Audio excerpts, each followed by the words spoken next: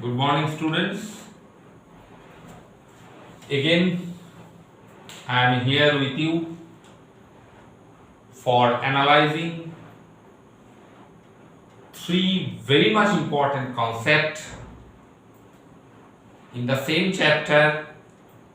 And name of the chapter is Organizing, and name of these three concepts: number one, authority; number two, responsibility; and number three, accountability. Mind it, for your life also, these three words are very much important, and I am requesting informally to you that after learning the concept of these three important terminology, try to apply it in your life. For your information, I do not know whether you can recollect it or not. In the principle of management given by Fayol, the 14 principles were given by this famous managerial expert, and one of the most important principles was authority and responsibility, and it was stated there that there must be a parity between authority and responsibility, because if without responsibility, if the person is enjoying authority only, then there is enough scope of misusing that authority. In the same way, if entire responsibility is given, but in the background there is no authority, that responsibility will be a burden for that individual, and as well as in most of the cases it cannot be performed for achieving the objective. So only by giving responsibility without any authority, or you can say if there is a mismatch between authority and responsibility, if there is no parity between these, then the organizational chaos can be created, and eventually organization cannot achieve its goal. So from that standpoint it was discussed. So today in Organizing chapter, in that context, I am going to share the meaning of authority, and then responsibility, and at last accountability. So what is authority? For your information, the word is very much familiar to us. It is the power or right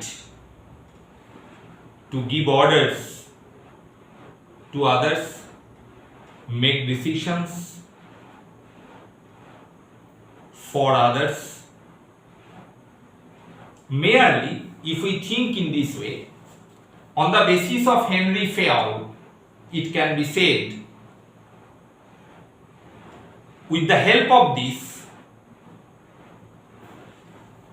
we can enforce obedience amongst the employee. So authority is the power or right to give orders. It is the power to make decision, and with the help of these, individual can enforce obedience. So it is the principle at the root of the organization. And it is so important that it is impossible to conceive of an organization at all unless some person or persons are in a position to require action for taking decision.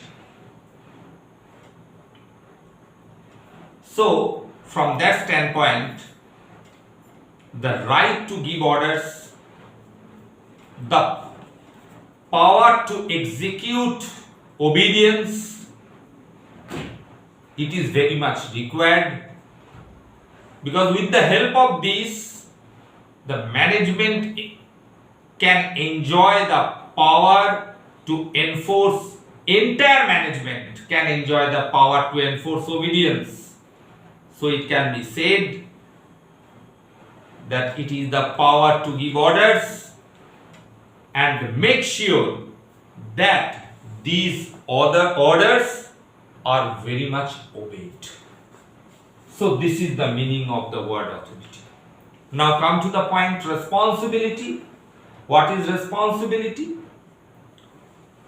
It refers to the obligation of a subordinate to carry out assigned task on the basis of their ability and skill. So responsibility, you can say in another ways that when we are liable to do that, so that is our responsibility.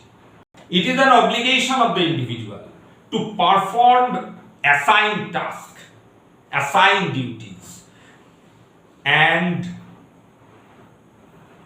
for this, the ability of that person on the basis of the direction should be exposed. So, assigning task, reportedly, it can be said that it also helps to enforce obedience for the organization. It is an indication that if it is seen that this obligation of a subordinate to perform the duty, it is very much executed, it is very much performed, then it can be said that obedience is executed in that organization.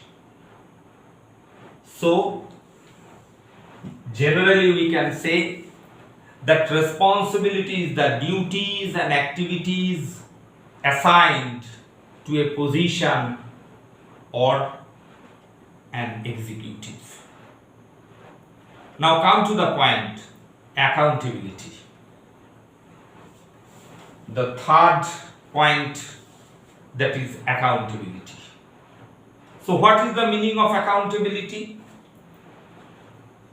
Generally it refers to the answerability, because from the superior, the flow of communication generally from the top management, it is directed to the middle level or accordingly operational level. So when a responsibility is given to the subordinates,